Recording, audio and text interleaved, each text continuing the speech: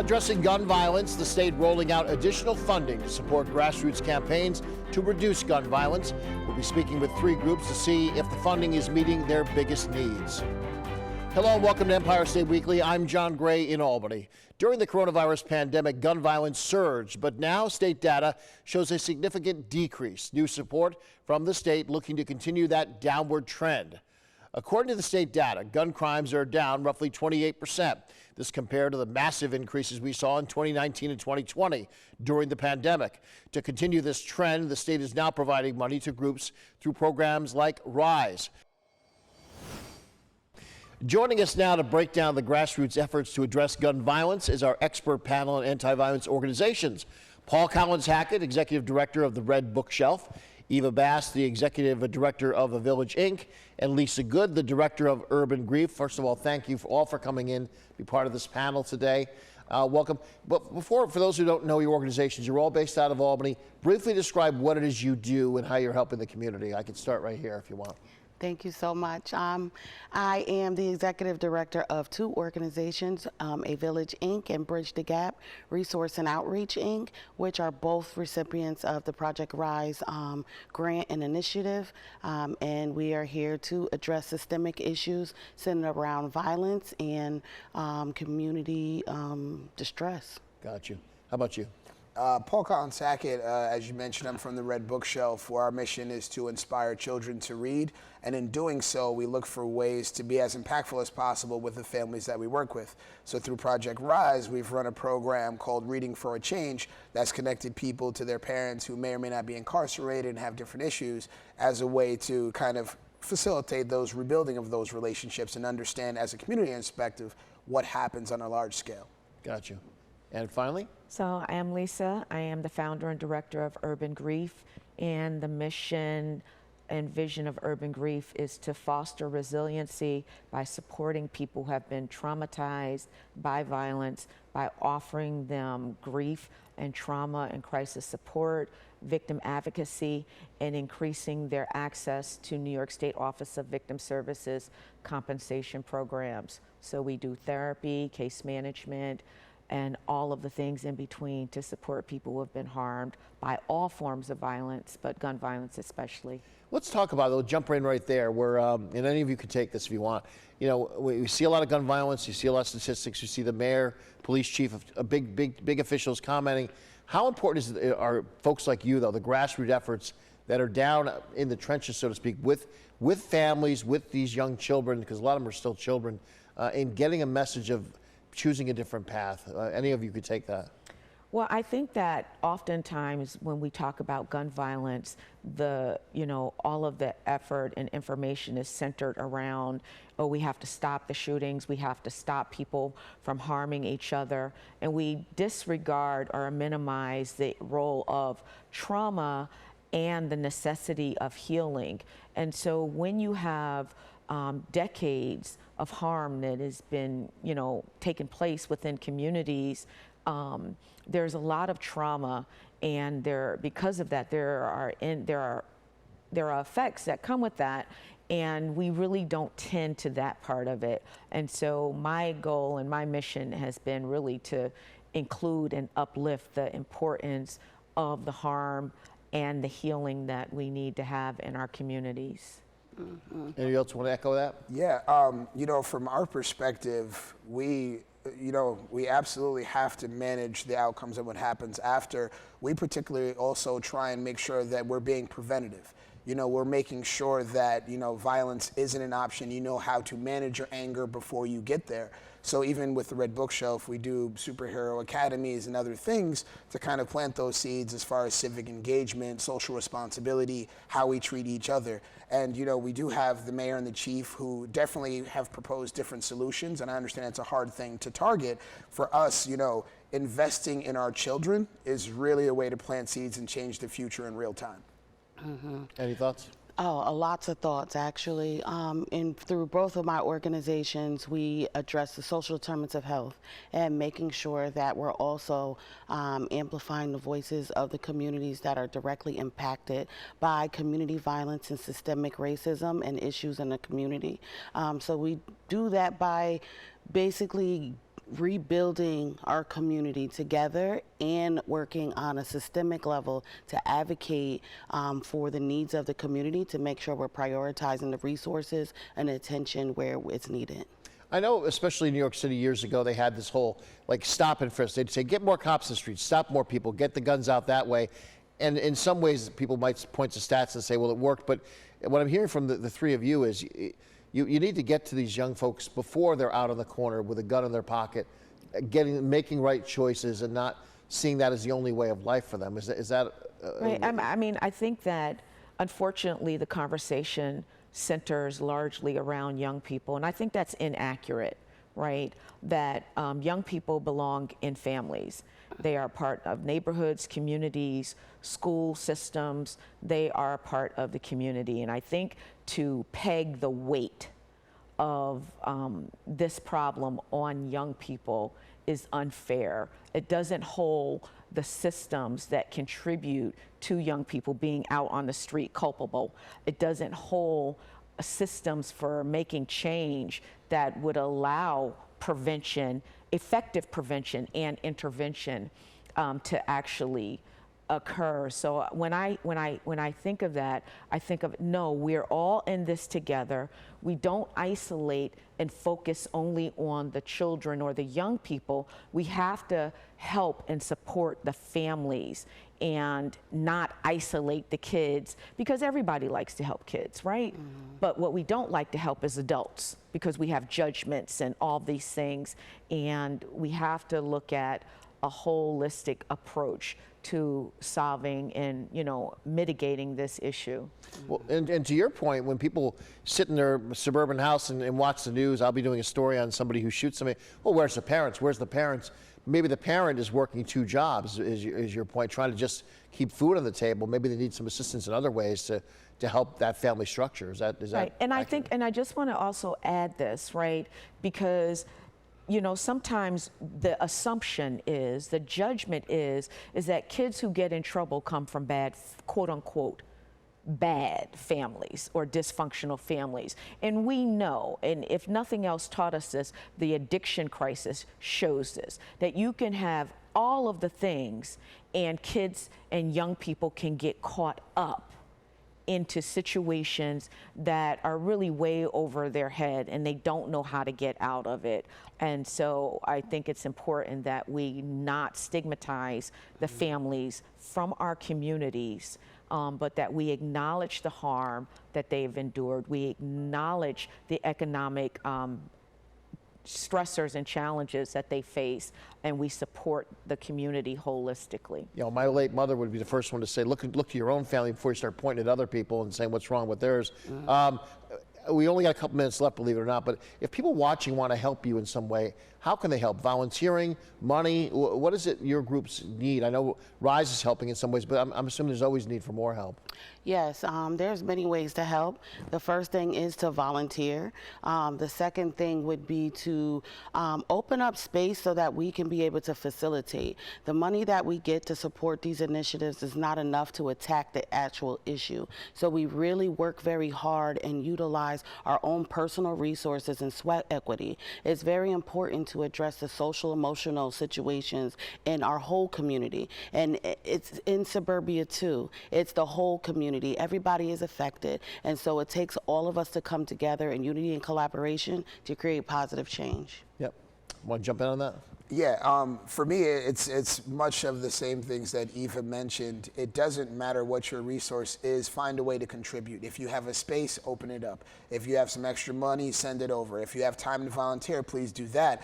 If everyone just chips in and invests in some way that they're able, we'll make it work between our organizations. We'll find a way that it works, but it's super impactful and very much appreciated.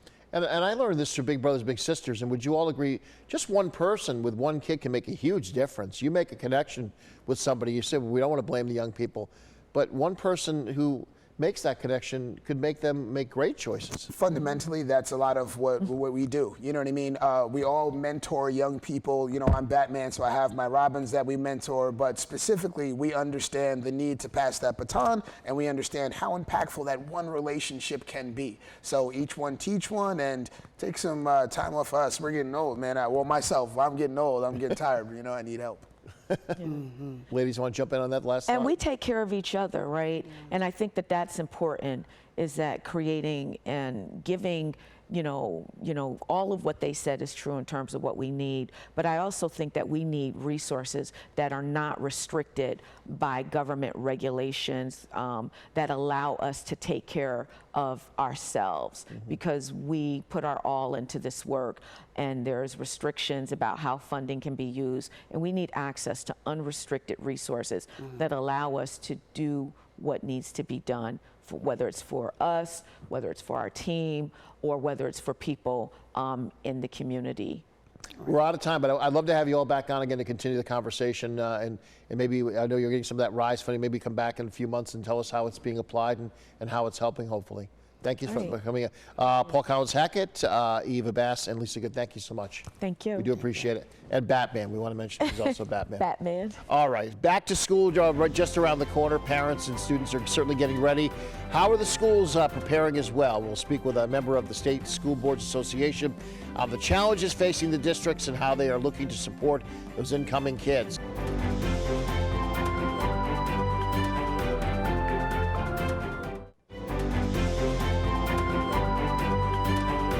Welcome back to Empire State Weekly. I'm John Gray in Albany. Students are set to head back to school across New York State very soon, but the return to class could see a return to absentee problems among the students.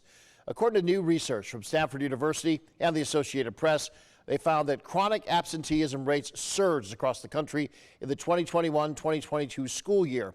Chronic absenteeism is defined as missing 10% of the entire school year. Data show that more than a quarter of the students nationally were frequently absent, which is an increase of 15% from the 2018-2019 academic school year. Here in New York, the data shows the absentee rate grew from 19 up to 33%.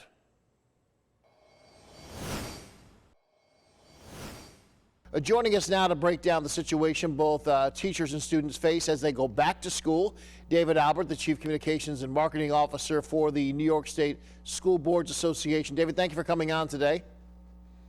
My pleasure, John. Summer always goes fast. The school boards feel like they're ready for the onslaught of the kids coming back? We're ready. I think school boards around the state have been prepping, and superintendents as well. You know, administrators, teachers, everybody's ready. And it's almost showtime, and people are excited to be back, going back to school. Let's talk about one of the big issues, if not the biggest one, has been kids getting a little behind because of the pandemic and trying to learn remotely. And it just, for some it worked, for a lot of kids it was tough. And I know that there's a lot of concern that children have been fallen behind. How do you fix that? And I'm assuming you can't fix it like in one month or one semester or so. It's going to take some time to get them back. Well, you're exactly right, John. It's not a quick fix. I mean, obviously learning takes time, and many students did unfortunately fall behind during the pandemic. And we've seen that in some of the math and reading scores that have come out both nationally and statewide within school districts. So there's a lot of resources that schools have had to combat, the learning gaps. And so right off the bat, a lot of the federal dollars that came in through the COVID recovery funds were earmarked to help students kind of get back to grade level or get back to where they should be. So schools have been using those funds to offer summer school programs and after school, enrichment, tutoring type of programs and extended learning. This concept of high dosage tutoring, just really high impactful tutoring has been something that districts have been using. So largely it's just really intense tutoring. We've also seen districts hire reading and math teachers, or interventional type teachers to help students who have fallen behind. So a lot of the federal dollars that schools have received have gone toward learning gap, kind of overcoming those learning gaps. How important is the parental involvement? I know since we've been going to school probably hundreds of years, it's always been played a role. It almost seems like now more than ever, the parents want to know what's going on and have that open communication with the teachers as well.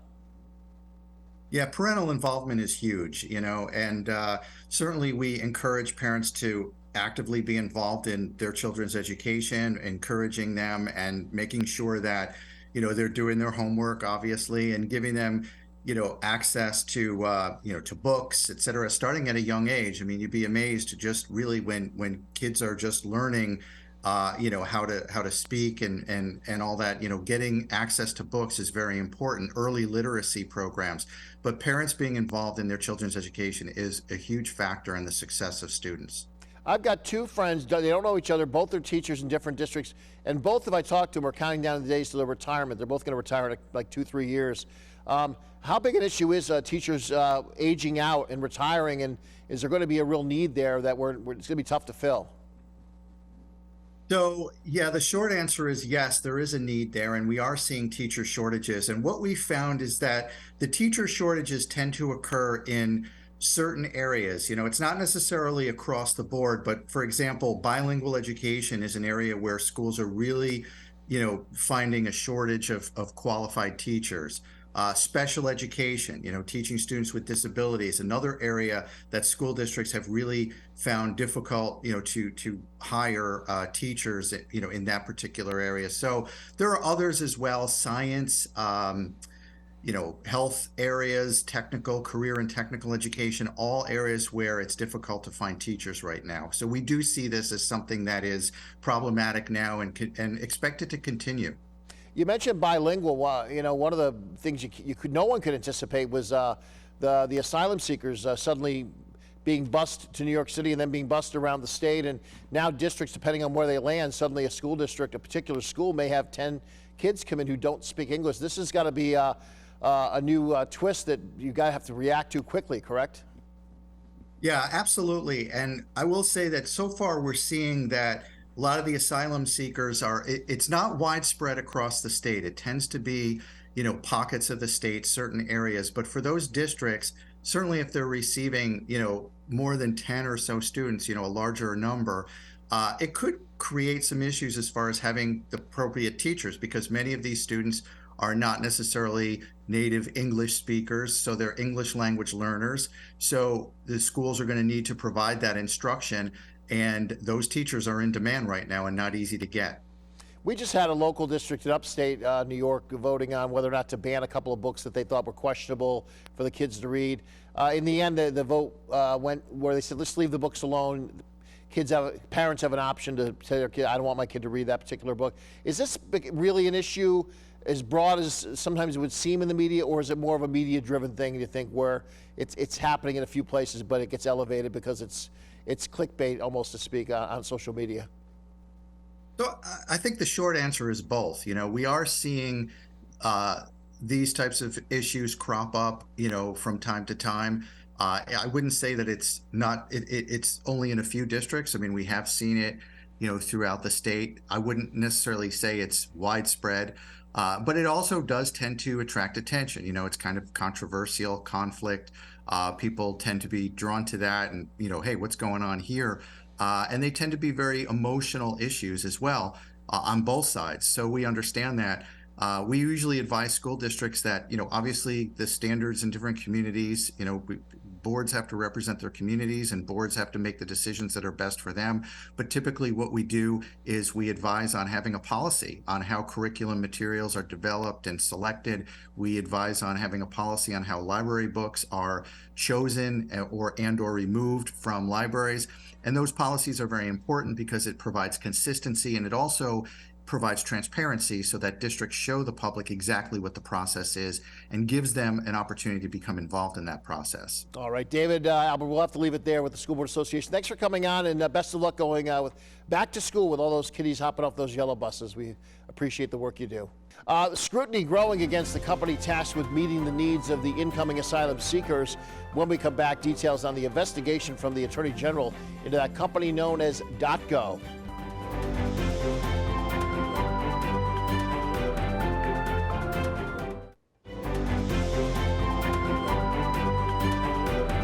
Welcome back to Empire State Weekly. I'm John Gray in Albany. Turning to the latest on the developing asylum seeker situation.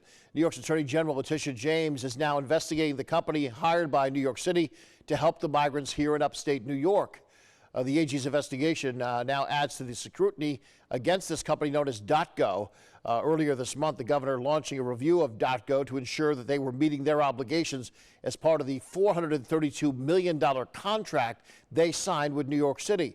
State and local leaders have been calling for additional support since an incident in Rotterdam that saw incoming migrants displace those housed at a Super 8 motel as part of that state aid. I've been calling for an investigation ever since that happened because of just a chaotic and unfair situation that unfolded there. We want to make sure situations like that don't happen again. Stick around, be back with a look at the week ahead in just a moment.